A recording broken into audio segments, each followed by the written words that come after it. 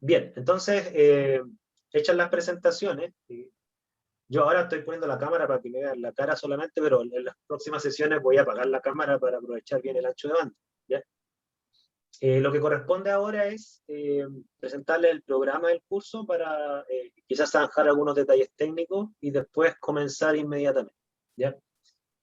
Eh, bueno, ahí ustedes están viendo eh, la presentación del curso como programa de la asignatura. Ahí estamos los nombres de Raúl y mío, ¿no es cierto?, como profesores del curso. Este es un curso de epistemología, a los que no, la palabra no les suena a nada porque es una palabra súper humanista. Es la epistemología una rama de la filosofía que estudia cómo se genera el conocimiento. Ahí Raúl les va a decir a continuación, en unos minutos más, cuál es la importancia que tiene esto para la educación científica. Raúl tiene amplia experiencia en esto, por lo tanto él sabe mucho mejor que yo la importancia que tiene para un profesor de ciencia. Eh, este es un curso entonces que tiene una componente científica y una componente filosófica, y les cuento esto por cuanto quizás a diferencia de muchas otras asignaturas que han tenido del área científica, aquí se requiere no una gran cantidad de lectura, nosotros la vamos a acotar a ciertos textos para no abrumarlos tanto, pero sí una lectura profunda y bien discutida. Eso sí, necesitamos de ustedes, ¿ya? Necesitamos que ustedes vengan a las clases, lean, anoten sus dudas o sus quizás diferencias con lo que están leyendo. Nada de lo que está dicho acá está zanjado 100%, todo es debatible, todo es criticable y ojalá que lo hagan así. Queremos estudiantes que sean rebeldes intelectualmente, o sea, que no se traguen lo que les pasamos solamente porque lo escribe algún prócer X, ¿no es cierto? Eh, y por lo tanto esperamos preguntas y discusión. Y obviamente que esas preguntas y esa discusión va a ser mejor y más enriquecedora en la medida que lean, ¿ya? Porque si ustedes debaten y preguntan sin haber leído, las preguntas se vuelven, digamos, demasiado básicas y no podemos profundizar. A pesar que si ustedes tienen una duda muy básica, por favor háganla. Preferimos que la hagan y que avancemos, ¿no es cierto?, a quedar detenidos, ¿ya? Eh, Ahora, este curso tiene 4 créditos, o 3, no recuerdo bien, creo que eran 4 si mi memoria no me falla. Entonces esto implica que junto con las 4 sesiones que tiene, las 4 horas presenciales que tiene este curso, más o menos sacamos la cuenta que ustedes debieran dedicarle unas 4 horas más no presenciales de estudio, ¿no es cierto?, a este curso para que avancen bien y les vaya bien, ¿ya? Entonces, todo este texto que aparece acá en el programa, en esta primera parte, dice más o menos eso que le estoy diciendo en palabras, ¿ya? Eh, por otro lado, la lectura que les damos tiene quizás muchos términos que no son tan comunes en gente que está en una facultad de ciencia, entonces entendemos que la lectura va a ser corta, pero quizás dificultosa, sobre todo al principio. Con más razón, las preguntas son importantes para aclarar sus dudas, ¿ok? Eh, por lo tanto esperamos que ustedes tengan o en su defecto desarrollen una adecuada comprensión lectora para que este curso lo aborden bien. Si ustedes no tienen buenos hábitos de lectura, nunca es tarde para desarrollarlos, ¿ya? Y eso implica leer, no rápido, leer bien en el sentido de leer, subrayar, anotar. Esa es una buena lectura.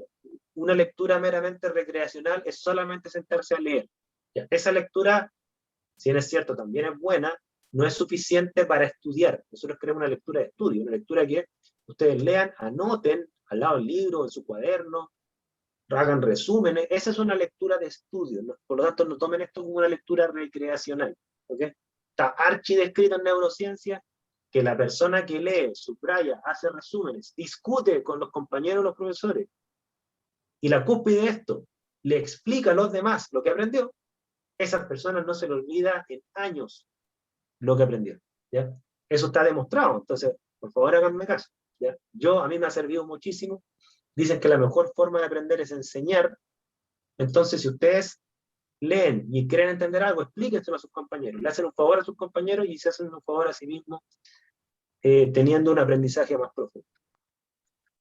Y por lo mismo, no es recomendable tomar este curso con choques de horario. Nosotros no lo podemos prohibir, ciertamente, pero va a ser bien difícil con choque de horario avanzar. Se les va a hacer más difícil, no es imposible.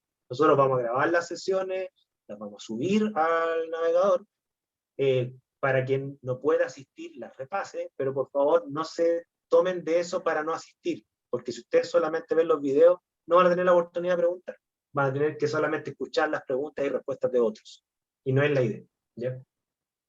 Entonces traten de no tomar este curso con choque, ¿ya? Waldo, Eh, permíteme. sí, sí, Tu correo debe decir PUCB, y PUC, sí, está mal. ¿sí? Gracias, PUC, ahí. Ah, sí, que se corrige solo, no sé qué le pasa a este.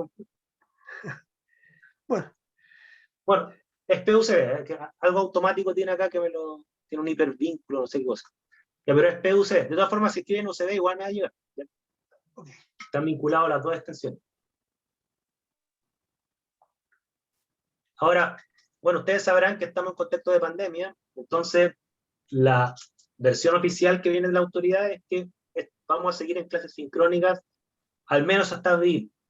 A partir de abril se va a reevaluar si hay un posible retorno. Repito, posible porque no depende solo de las autoridades universitarias, también depende de la realidad sanitaria del país. Por ejemplo, ahora Valparaíso está en cuarentena, no se puede salir ni de la casa, ¿ya? Entonces, háganse la idea de que estas clases sincrónicas es posible que se tengan hasta abril, si no, tampoco es tan poco probable que no se extiendan hasta fines de semestre, ¿ya?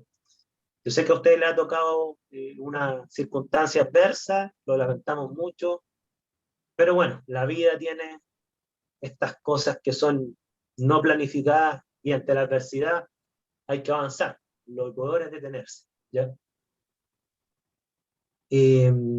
Aquí están los objetivos generales del curso, que ustedes comprendan los fundamentos ontológicos y epistemológicos de las distintas propuestas respecto a la naturaleza de la ciencia, es uno, que sean capaces de describir y analizar la lógica de la generación de conocimiento científico en ciencias factuales, y que sean capaces de describir, analizar y explicar la estructura formal del conocimiento científico en el marco de sus principales teorías, ¿ya? Y esto se conecta súper bien con estas competencias del perfil de egreso de la carrera de Pedagogía en Ciencias Naturales, a pesar que yo sé que aquí hay, tomando de forma optativa este curso, estudiantes de bioquímica, ¿ya? Es importante que lo sepan para que no se extrañen ver caras nuevas desde ambas carreras, ¿ya?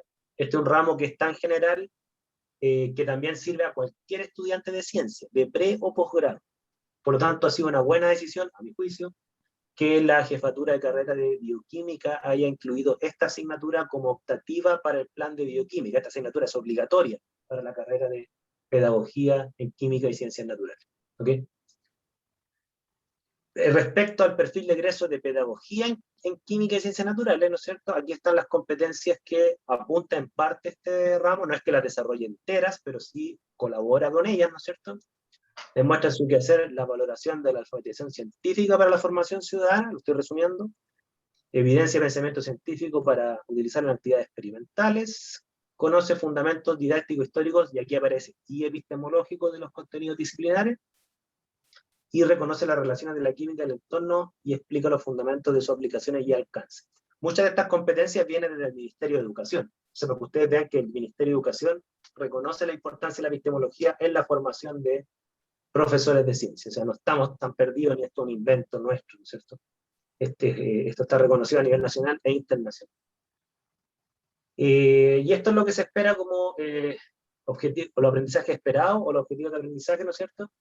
Que ustedes sean capaces de justificar científicamente afirmaciones referidas al mundo basadas en la ciencia profesional, que utilicen bases de datos científicas para apropiarse de las conclusiones y opinen informadamente, que sean capaces de analizar artículos científicos, identificando en ellos la lógica de la investigación que hay, que categoricen las distintas formas de comprender el mundo o comprender cómo funciona el mundo, entendiendo que la ciencia es una forma, que es la que más nos interesa y la que más valoramos quizás, pero es una, ¿no es cierto?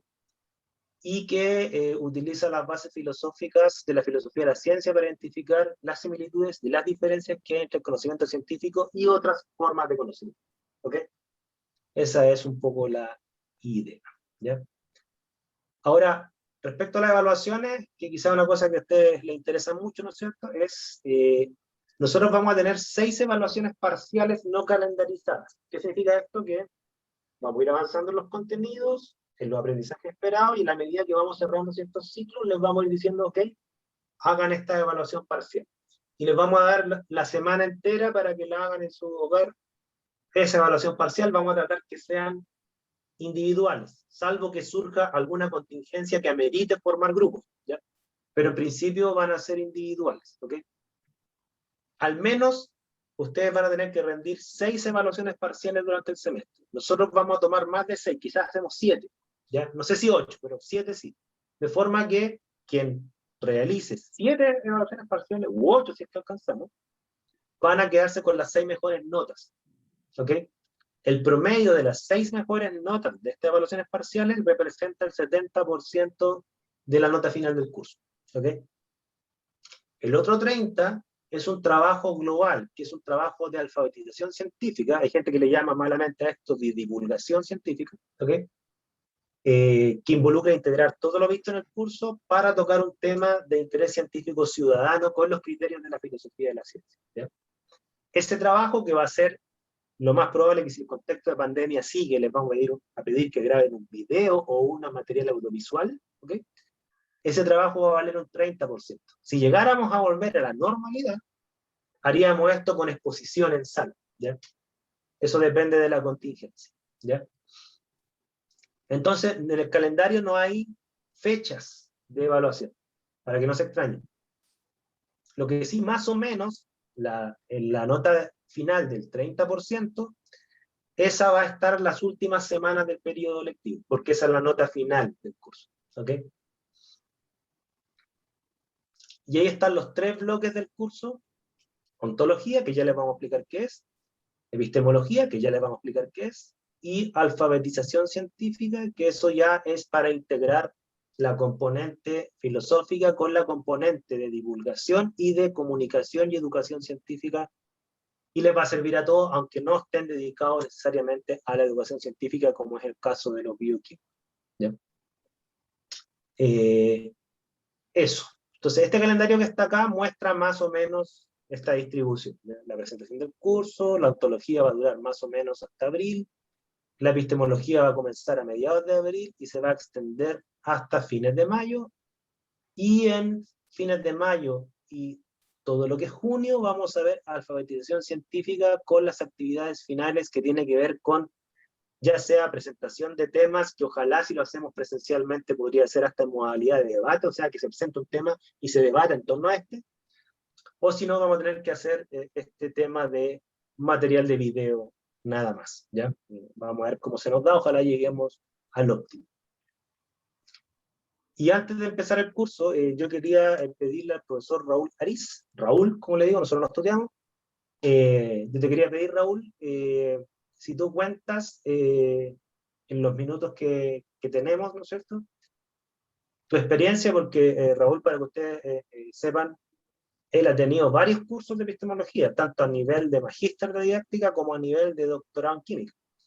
Y él, como profesor de ciencia, tiene un testimonio bien interesante que decir de qué le ha significado para él, junto con toda la otra formación, ciertamente. No estoy reduciendo la formación del profesor solo a este curso para nada, pero qué aporte le ha dado extra la epistemología en su rol como profesor de ciencia, química particularmente, en todos los años de trayectoria que él tiene. Raúl. Ok, gracias, Waldo. La verdad es que cuando estaba en el pregrado me preguntaba, porque los ramos de la especialidad de la disciplina, uno se encontraba con el trabajo de investigación, trabajo de tesis, cosas así, como una forma que no contemplaba la comprensión de cómo se genera el conocimiento científico, cuáles eran las ideas que estaban detrás de ese conocimiento, de esa forma de trabajo, de investigación, cuáles han sido las principales corrientes que han habido a través de la historia, cómo se llegó al avanzado nivel de la ciencia en la actualidad, cosas así que no tenía realmente claro, no sabía. Entonces, La verdad es que cuando me encontré con esta, la verdad que esa fue la palabra, encontrarse, me encontré con la asignatura de epistemología de la ciencia y me di cuenta y tomé conciencia de la real importancia y lo valioso que es para la ciencia. eh, Como que me orientó y me clarificó el camino a seguir en mi trayectoria como profesor y como académico en la universidad y también en mi posgrado.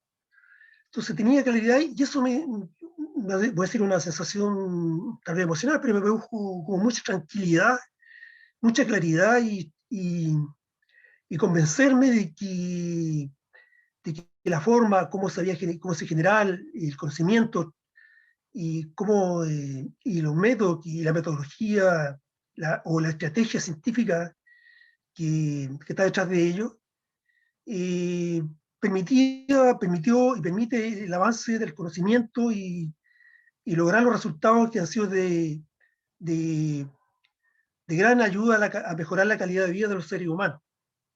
Y especialmente considerando ahora en tiempos de pandemia que el rol importante que tiene la ciencia, en el sentido de que en poco tiempo, por supuesto que había mucho trabajo detrás, se han logrado las vacunas que nos pueden, entre comillas, salvar de esta epidemia que de no controlarse podría hasta acabar con la especie humana, así de seguir mutando, etcétera, etcétera. Y lo otro que también en base, que en educación hay diversas tendencias de ideas filosóficas del conocimiento. Por ejemplo, ustedes saben que en educación está el constructivismo, o sea, una de las tantas ideas y tendencias filosóficas que hay, no es la única, pero tiene un gran importancia y rol en la educación. Y a veces cuando las cosas no están bien bueno, o no sé, o como están consideradas eh, de una forma que yo creo que al caso del constructivismo me permití hablar de eso, no enfoca bien el real rol de la ciencia y lo que ha logrado hasta el momento, porque se puede llegar a distorsionar las ideas que hay detrás, las ideas filosóficas en educación de la ciencia, en el sentido, por ejemplo, que se encuentran concepciones alternativas, eh, cosas que no están dentro del desarrollo científico y que son, por ejemplo, que, cosas de principios, que ya lo vamos a ver en el curso, de que no se puede conocer la realidad, que solamente la interpretamos y, y que el conocimiento es resultado de convenciones sociales y también no objetivas muchas veces. Entonces, cosas así que uno se encontraba en los cursos de educación, cosas que a mí me producían conflicto porque yo no veía la cosa así. Yo pensaba que era de otra forma. Por lo tanto, cuando me encontré con el curso de epistemología, se me abrió un mundo diferente, un mundo que me permitió ver las cosas con claridad, con mucho fundamento, y también comprendí cómo se generó el conocimiento a través de la historia. Y eso para mí fue como un orientador, como un imán orientador que me ha ayudado al momento de profundizar en esta, eh, en esta disciplina filosófica de filosofía de la ciencia. Y bueno, me ha dado excelentes resultados en mi trayectoria académica y mi interés es aportar en lo que pueda a que las ideas de, de, de algunos autores, por ejemplo, mis referentes importantes que llevamos a ver en el curso, está la bibliografía de Mario Bunge, tal vez el más grande epistemólogo del siglo XXI, considerado el Aristóteles del siglo XXI, quien de una manera bastante profunda, lúcida y, y cierto modo no extremista en ciertas tendencias como el racionalismo extremo y también el idealismo extremo y también el empirismo, y por decirlo en la otra tendencia contraria extremo, sino que un equilibrio que da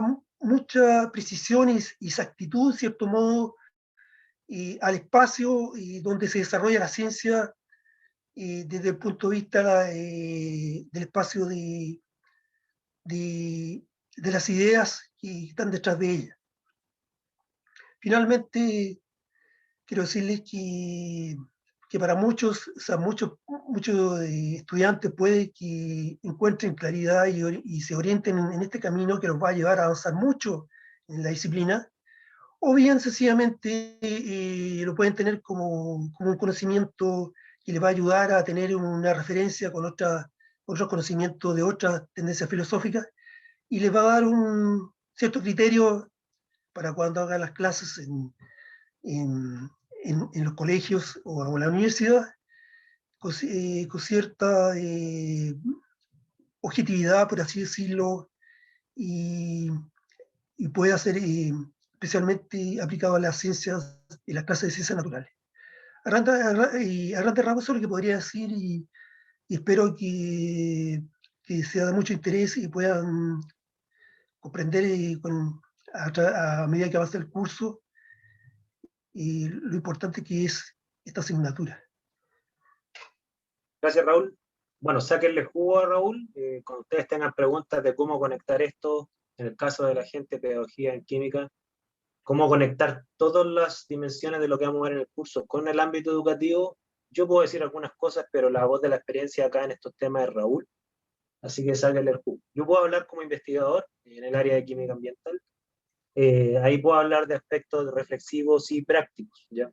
Pero ahí por eso hacemos un buen equipo. Y ustedes también aprovechen su experiencia, o sea, el hecho de que existan dos carreras también le va a dar riqueza a este curso, y es bueno que exista el debate, y no se extrañen que ustedes tengan incluso visiones contrapuestas. Como bien dice Raúl, lo que vemos en este curso refleja una tensión cultural que hay entre las humanidades y las ciencias naturales, y esa no es un invento nuestro, está publicado. Algunos le llaman esto la guerra de la cultura, no como una guerra en el sentido violento de la palabra, que nadie se está matando, pero sí que existen diferencias que son arrastradas por siglos, ¿no es cierto?, que hacen que en algunos puntos la ciencia con las humanidades sean complementarias, pero en otros puntos parece que fuesen rivales, ¿ya? Y eso no lo vamos a zanjar en este curso, vamos a ver esas controversias y las vamos a debatir. Si alguno de ustedes las zanja, se va a hacer famoso culturalmente, escriba un libro y háganse famoso como Mario Bunge, como decía Raúl, ¿ya? Bien, entonces vamos a comenzar el curso, y el curso lo vamos a partir con un aspecto, a ver, déjenme proyectarlo acá, que quizás a ustedes les va a parecer demasiado, bueno, no sé si el término es adecuado para la generación de ustedes, ¿no es cierto? Nosotros le llamamos demasiado volado, no sé si ustedes lo dicen así. Estoy cada vez más desconectado generacionalmente del estudiante porque me estoy volviendo viejo, ¿ya? O ya estoy viejo. A ver, ¿quién ha visto la película Matrix? Yo sé que es una película viejísima, ¿ya? Cuando yo tenía la edad de usted, era una de las mejores películas que había en la época. ¿Quién vio Matrix? Matrix tiene una trilogía, ¿ya? La vi, pero hace mucho tiempo atrás, profe. Mucho tiempo atrás. Además de José, ¿alguien más la vio? Yo, profe, la vi, de hecho, el año pasado en pandemia, las 3. Las tres, excelente. Sí. Quien no Yo haya la visto vi, Matrix, ¿sí? yo la ¿Sí? vi en un curso de religión. De religión. Esa película tiene un trasfondo filosófico muy bueno, muy, muy bueno, ¿ya? Quien no la haya visto o la vio hace mucho tiempo y no se acuerda, la primera tarea, yo creo que la tarea más entretenida que le vamos a ver en el semestre, vean al menos la primera Matrix, ¿ya? Si pueden ver la trilogía, ideal, ¿ya? Pero al menos vean la primera Matrix, porque hay un diálogo filosófico entre Morfeo y Neo, ¿no es cierto? Que Neo es el protagonista que le interpreta a Keanu Reeves, y Morfeo, que es un personaje también importante en la trilogía.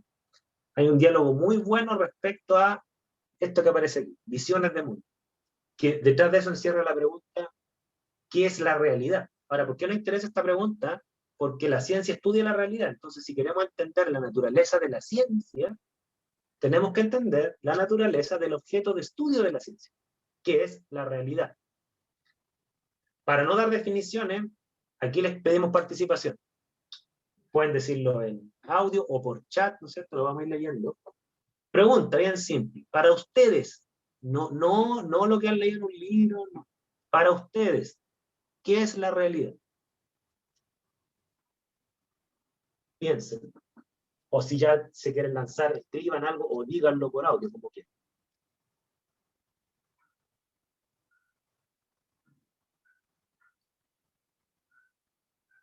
Necesito saber de qué lado de la película Matrix ustedes están. ¿Del lado de la pastilla roja o la pastilla azul? ¿Me podría recordar un poco, profe? Es que de verdad no me acuerdo, recuerdo haberla visto, no.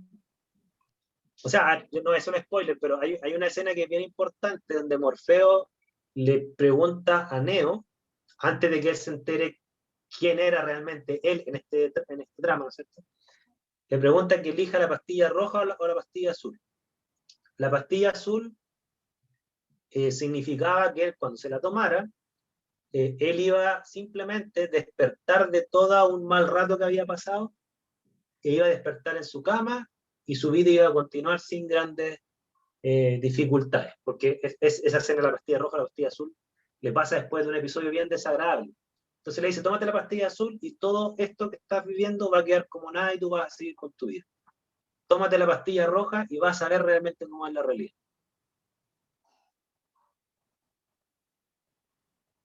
Entonces, para usted, la pregunta es, ¿qué es la realidad? Entonces aquí dice, Benjamín, dice lo tangible. Ya, a ver, Benjamín, dime si te interpreto bien. ¿Para ti lo tangible es lo que puedes captar por tus sentidos? ¿A eso te refieres con tangible? ¿O es otra cosa?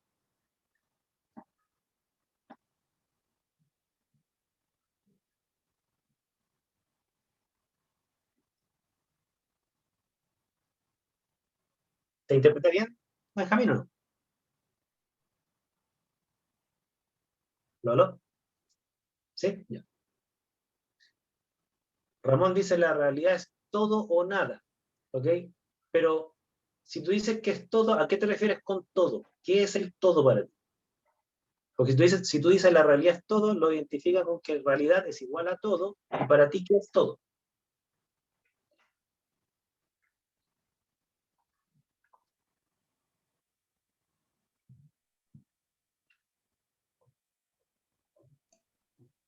Entonces Ramón dice, lo material, lo psicológico, las sensaciones, pero a la vez puede que sea nada, ¿ya? Entiendo a lo que tú te refieres. Una cosa es decir qué es la realidad, entonces Ramón dice, la realidad es lo material, de hecho vamos a utilizar el concepto de materia en este curso, pero luego Ramón dice, pero a la vez puede que sea nada. Si te interpreto bien, Raúl, tú estás diciendo con esa frase que puede que incluso no exista la realidad, ¿o no? ¿A eso te refieres? Exacto, ¿cierto? Porque hay filósofos que cuestionan la existencia de la realidad. De hecho, gran parte de la película Matrix, su argumento también es ese, cuestionar si existe la realidad tal como nosotros creemos que es. O sea, no sé si va a aportar lo que voy a decir, pero creo que el Vale, cerebro humano igual tiene las limitaciones físicas que tenemos como seres vivos. Entonces la realidad no solamente se limita como a lo que uno puede sentir, ver o experimentar, sino hay otra parte de la realidad que no podemos tener acceso a ella. ya. Ya, fíjate lo que acaba de decir, ¿quién habló? Disculpa. Yo, José, José, lo que acaba de decir José es una postura que se llama dualista, ¿ya? En el fondo, la visión de José hasta el momento, y si digo algo falso que te interprete mal, me dice José, es que una cosa es cómo nosotros, por así decirlo, captamos la realidad a través de nuestro sentido, de nuestro cerebro que procesa lo que sentimos, ¿no es cierto? Pero José reconoce que esa es una parte, que hay otra parte que probablemente se nos escapa, o sea, hay una realidad más allá del sujeto, ¿ok? sí. Y eso se llama dualismo, ¿ok? Son personas que tienen una visión dualista de la realidad. O sea, una cosa es la realidad y otra cosa es como yo percibo la realidad. ¿Ok? O sea, hasta ahora José es dualista. Aquí Gaby dice, todo lo que nos está rodeando en sí, en el universo, implicando las diversas dimensiones que pueden existir. Ya. De la respuesta de Gaby, creo intuir también, y si me equivoco me dice Gaby, ¿no es cierto? Creo intuir también una visión dualista, porque Gaby dice que el universo es todo lo que nos rodea, o sea, no está en nosotros, está fuera de nosotros. ¿Ok? No sé si te interpreté bien, Gaby. ¿Ok? Ya, y entonces Gaby dice, somos parte de la realidad, pero no toda la realidad se reduce a nosotros. ¿Eso es lo que quieres decir? Exacto. Ya. A ver, si tú dices que somos parte de la realidad, pero la realidad no está reducida solo a nosotros, yo creo que tú estás en una postura que se llama monista, que se le llama hegeliana. Hegel fue un filósofo bien famoso, que es que dice, mira, no podemos separar sujeto de realidad, el sujeto es parte de la realidad, por lo tanto existe un todo llamado realidad de la cual nosotros formamos parte. Eso es monista, ¿ya? Creo que tú eres monista, no dualista. Creo. ¿Ya? ¿Quién más? Waldo, ¿Sí? recién no recuerdo el nombre de la persona de la persona, de la alumna que habló recién. Bueno, Gaby. quiero referirme que a lo mejor ella, en su expresión, está diciendo que como realidad, que es todo lo que externo, o sea, todo lo que nos rodea, también dice que nosotros somos parte de ella. Entonces, a lo mejor está hablando de sistemas. Está como hablando de sistemas y o sea, la totalidad sería todo lo que nos rodea, el universo, y nosotros seríamos como una parte distinta. Tal vez eso quiso decir también. Claro, puede ser que ella tenga una visión sistémica de la realidad. O sea, somos un todo, pero somos parte de un todo, pero no un todo inanalizable, sino que es un todo del cual nosotros y otros objetos del mundo formamos parte y interactuamos para armar el todo.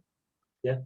Exactamente. Eh, no sé cuál te interpreta mejor, Gaby, lo que planteé yo, que era como un monismo, que era decir que nosotros somos parte de una realidad completa, pero es como una especie de esfera, ¿no es cierto? O la que dice Raúl, que tú te ves como parte de un mundo que tiene otras partes más, que arman un todo en base a una interacción. No sé cuál te interpreta más, o lo quieres pensar, digo, que yo sé que esto es complejo. Creo que es como un poco de ambos, la verdad, ¿Ya? porque en sí no sabría a qué se puede referir uno con un todo, o sea, desde la visión del profesor Raúl, de que todos integramos una parte de un sistema que lleva a un todo.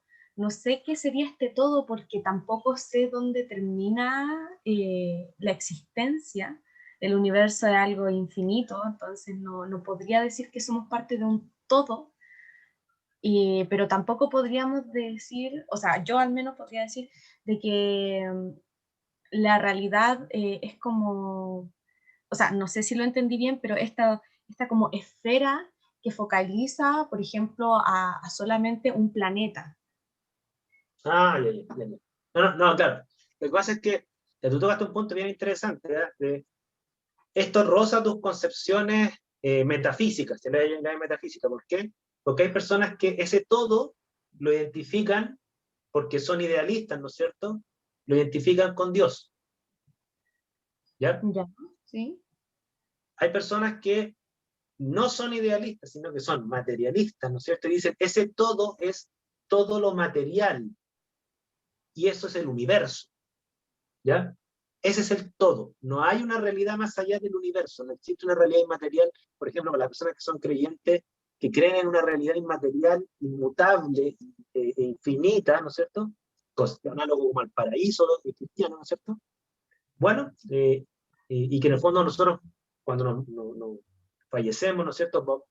Entramos a formar parte de este todo, bueno, eso ya sería tu concepción metafísica, ¿ya? Entonces, por eso lo que tú planteas como duda es bien es bien interesante, ¿ya? Porque va a depender de qué entiendes tú por todo. No te puedo decir yo qué es el todo, ¿ya? Es qué entiendes tú por todo. Ahí hay varias visiones. Hay Claro. visiones ateas materialistas, hay visiones idealistas religiosas, hay visiones hermenéuticas que dicen que el todo está en tu cabeza, en el fondo todo es emoción y todo es pensamiento.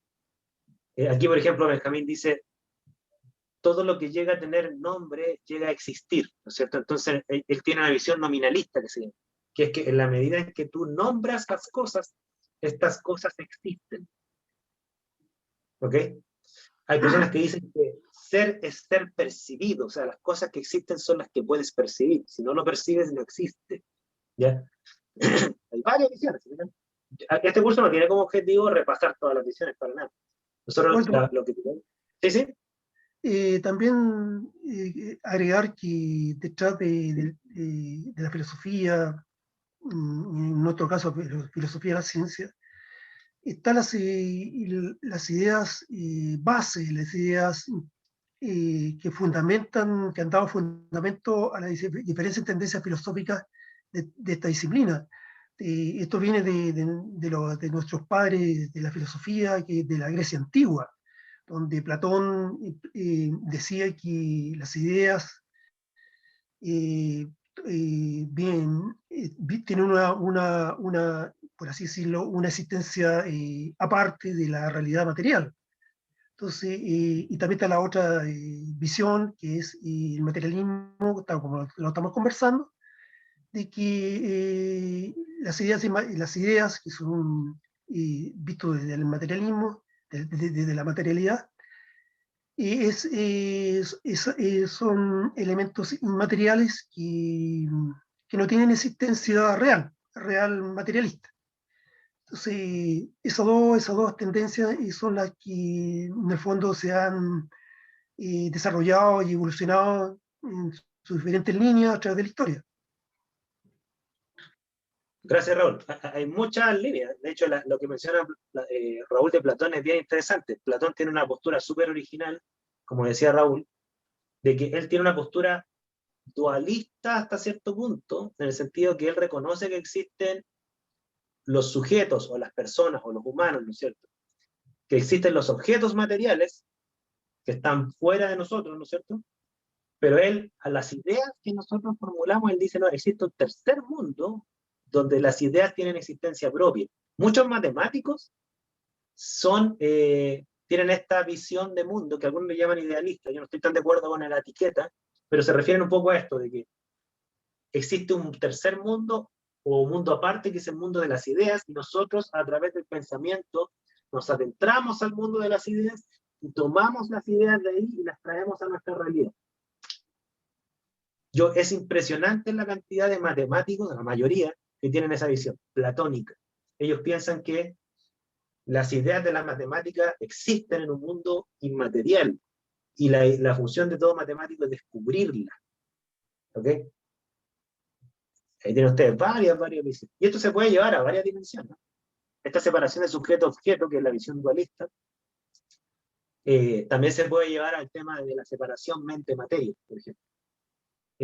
Hay visiones que dicen que una cosa es la mente y otra cosa es el cerebro, ¿ok? Entonces, la mente forma parte de una realidad inmaterial y comanda el cerebro.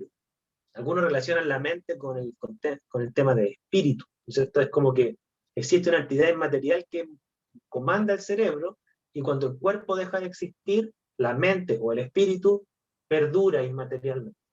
¿Ok? Una visión cuasi religiosa. Hay personas que dicen no, mente y materia no existen por separados. Es una visión monista de la mente. Dicen, mira, lo que se llama mente no es nada más que el cerebro que tiene funciones mentales. O sea, el cerebro piensa, el cerebro aprende. Pero cuando desaparece el cerebro, desaparecen esas funciones mentales. Entonces, no existe la mente inmaterial. Existen funciones de un cerebro material. Eso se llama monismo. ¿Ok? Llevado al tema mente-cerebro. ¿Ya? La separación cuerpo-alma, ¿cierto? Hay visiones religiosas que son dualistas, que dicen que una cosa es el cuerpo y otra cosa es el alma. Hay personas que dicen que no existe el alma, existe solo el cuerpo. ¿Okay? Conciencia, realidad. ¿Ya? Hay personas que dicen que la conciencia crea la realidad. ¿Okay? Por ejemplo, mi conciencia crea lo que veo. Hay personas que dicen, no, la realidad es una cosa y mi conciencia es otra. Si mi conciencia desaparece, la realidad sigue existiendo. Estoy mostrándole aquí varias visiones. Yo creo que ustedes, después de esta discusión, quiero que se definan. ¿Ya? Aquí no hay postura buena o mala, quiero definiciones, nada más que eso. De aquí no sale. Ideas, impresiones. Una cosa son las ideas y otra cosa son las impresiones que tengo del mundo. Y otra cosa son las ideas que tengo del mundo. Teoría y práctica. ¿Se fijan? En varios ámbitos se encuentra esta división entre dualismo y monismo. Hay personas que dicen que teoría y práctica tienen que ir ligadas. Son indisociables. ¿Ya? Hay personas que dicen, no, primero la teoría, después la práctica. Realidad, conocimiento. Fíjense que en ciencias sociales, ustedes que son una generación bien política, en ciencias sociales también se da esta discusión. ¿Existe el individuo separado de la sociedad? ¿O el individuo es uno con la sociedad? O sea, no existen individuos sin sociedades. También una postura política. Y obviamente que dependiendo de su respuesta es si ustedes se ubican más hacia la derecha o hacia la izquierda en estos temas, porque la separación de derecha e izquierda es bien reduccionista y bien incompleta, porque habría que llevarlo a varias dimensiones, no solamente al tema de las construcciones de la sociedad, para definirse en una postura u otra. ¿Ya? Y aparte que en Chile la connotación derecha-izquierda tiene como una connotación bastante distinta al mundo anglosajón.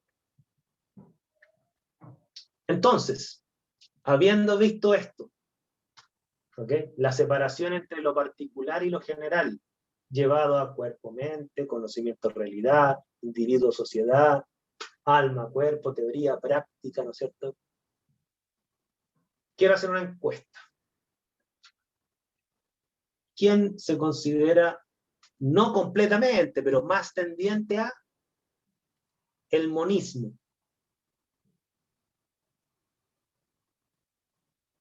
¿Y quién se encuentra más tendiente, no necesariamente de forma absoluta, pero más tendiente a un dualismo?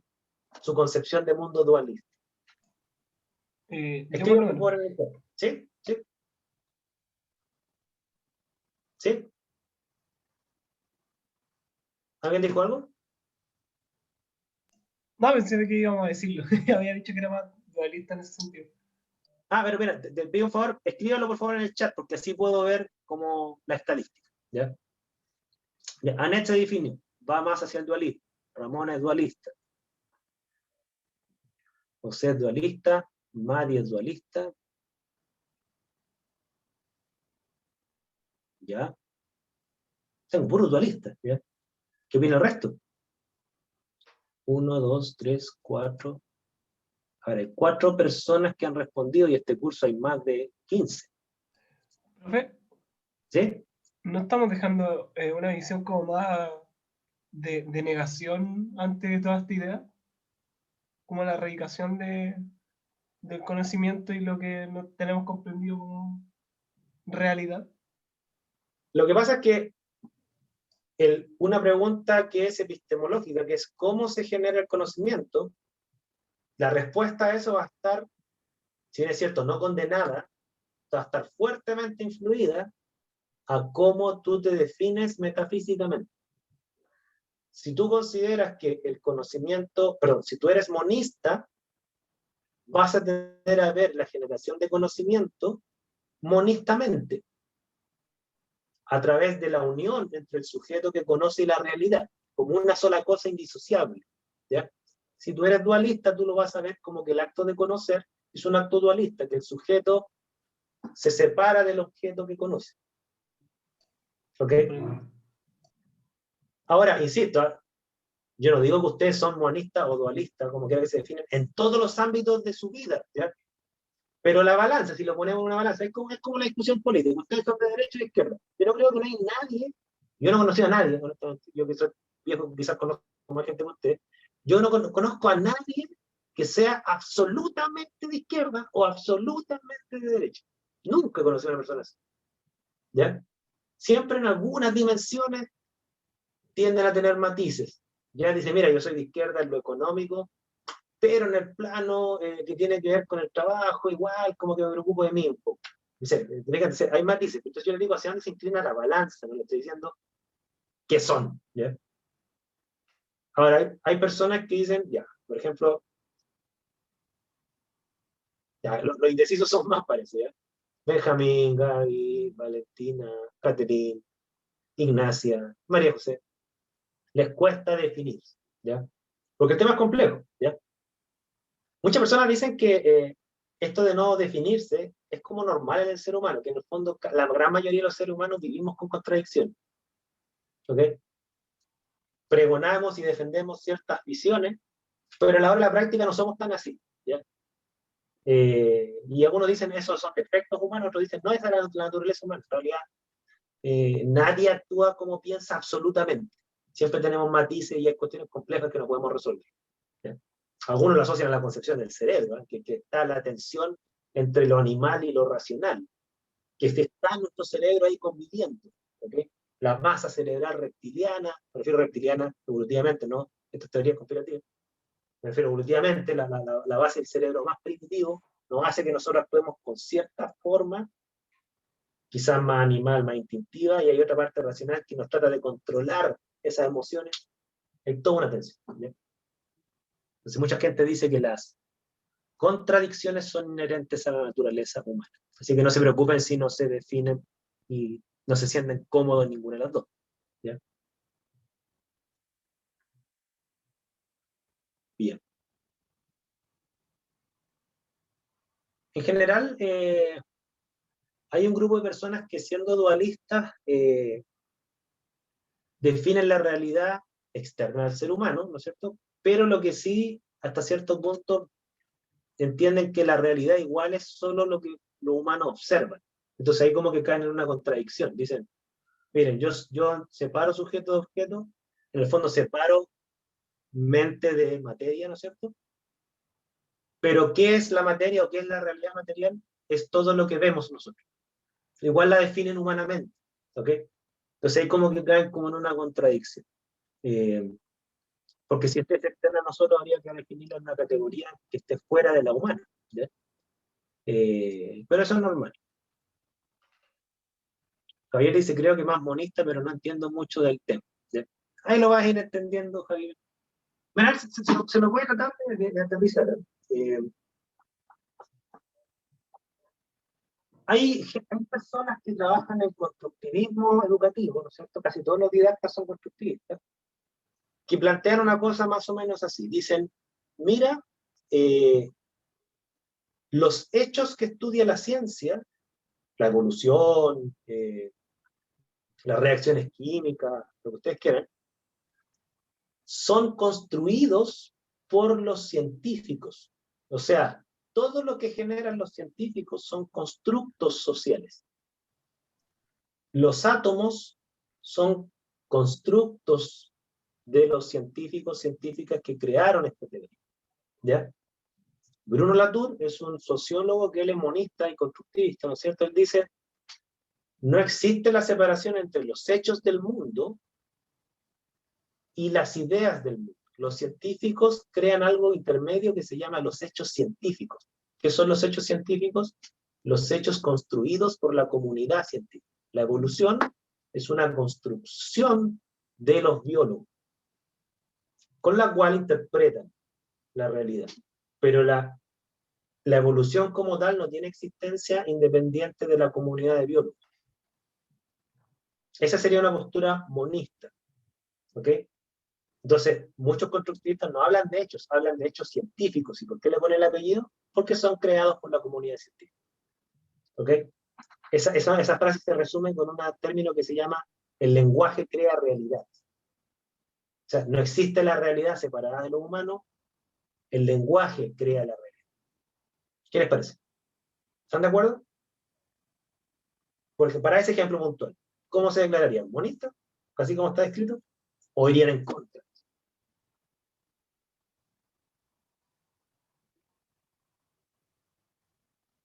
A ver si logro que se definan para ese ejemplo.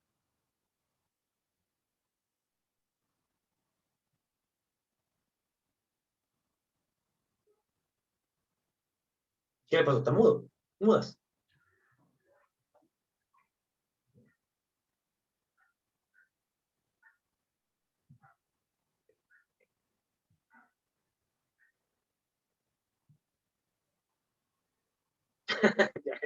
Bien honesta.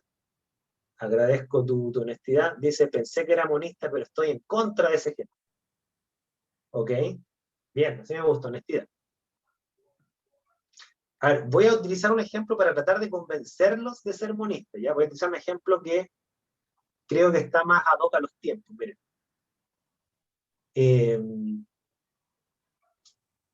Una postura monista respecto a un tema de actualidad es el tema del género, por ejemplo. La visión dualista es que no existe, el género no es un constructo social, está dado por la realidad material y el ser humano no interviene en eso, nos lo da la naturaleza. ¿Ya? Ser hombre o mujer, después vamos a definir si es que nos referimos en el sentido biológico o social. Yo sé que hay un matiz en esto, pero para que ustedes entiendan la visión monista dualista, después la podemos complejizar. Está la otra visión de decir, mira, el concepto de hombre y mujer no existe en la realidad externa de los seres humanos. Nosotros lo creamos. Nosotros entendemos como hombre o mujer a la persona que se viste de cierta forma, actúa de cierta forma, tiene una distribución corporal de cierta forma, pero eso es un constructo social, nosotros lo creamos. Esa es una visión monista del género. El género no tiene existencia propia. Fue creado en la misma sociedad. Yo sé que el tema del género es bien sensible y hay gente que se tiende como a ofender, ¿ya? Aquí en este curso yo necesito, se lo anticipo, que como vamos a tocar temas controversiales, necesito que tengamos garantizada la libertad de expresión en la medida que no se le pongan adjetivos calificativos a nadie por cómo opina, ¿ya? Ustedes pueden estar absolutamente de acuerdo o absolutamente en desacuerdo con un compañero. Lo único que les pido, no pongan adjetivos calificativos y vamos a estar todos bien, ¿ya? Entonces Gaby dice, cree que es dualista, ¿ya? O sea, este ejemplo del género no la convenció. Francisca dice que es monista, o sea, este ejemplo del género quizás, dime si me equivoco Francisca, quizás te hizo definir, ¿no es cierto?, como monista. Sí, ¿no es cierto? Se fijan que este tema de ser dualista o monista se ve reflejado en cosas concretas como esta. ¿Ya? Bueno, Raúl, de hecho, les va a comentar, les voy a hacer un pequeño spoiler porque Raúl va a hacer una presentación muy interesante al final del curso respecto al tema de las enfermedades mentales, por ejemplo. Las enfermedades mentales son externas, o sea, el surgimiento de estas son externas al hombre, o al ser humano, perdón, o son constructos sociales. Por ejemplo, ¿existe objetivamente la depresión o nosotros creamos ese concepto y lo que definimos por de una persona deprimida, por ejemplo, en realidad es un constructo nuestro? Gaby dice sí existe. ¿Sí? Entonces Gaby respecto a ese tema, no digo que para todos, pero para ese tema es monista. Perdón, es dualista, disculpa, es dualista. Porque dice que sí existe. No es que la creamos nosotros. ¿Ok? Ahora, si nos vamos a las ciencias naturales más tradicionales, la energía es un constructo humano, monista, dicen, o existe la energía separado de la comunidad científica que se refiere a ella. ¿Ok? Este debate, que ustedes mismos manifestaron diferencias, se da, hasta la más general, entre humanistas y naturalistas. La gente que trabaja en ciencias naturales, como científicos profesionales, tendemos, no digo que todos, es una tendencia, no la vean como una ley, tendemos a ser más dualistas. La gente que trabaja en humanidades tiende a ser media híbrida. Una parte de los humanistas son monistas y otra parte son más dualistas. Yo sé que una vez nosotros hicimos un estudio para evaluar algunos de estos aspectos en profesores que los forman ustedes. Tenemos el paper público. ¿Sí? ¿sí? Después lo pueden echar una revisa. Dudas, consultas, comentarios, algo que quieran comentar, preguntar o discutir. Francisca dice es complicado, como tener en sí una postura como tal, entre dualista y monista, porque siento que hay cosas en las que se es monista y en otras que se es dualista. Bueno, Francisca, eso es común que pase, ¿ya? O sea, en general, la cultura y el mundo, ya sea que tú los unas o no, ¿no es cierto?, son suficientemente complejos como para que sea casi imposible tener una postura cómoda en cualquier, ¿ya? Anet dice, profe, me hizo pensar todo el rato. Esa es la idea, muy bien. Es súper intenso el tema, ¿no? Es súper intenso pero fíjense, quizá voy a decir algo que no es cierto, a lo mejor Raúl lo piensa igual que yo, pero a mí personalmente, voy a hacer un testimonio meramente personal. A mí me pasa que mientras más joven era, más complicado estaba con este tema. Y mientras más viejo me pongo, como que me voy definiendo más. ¿Ya?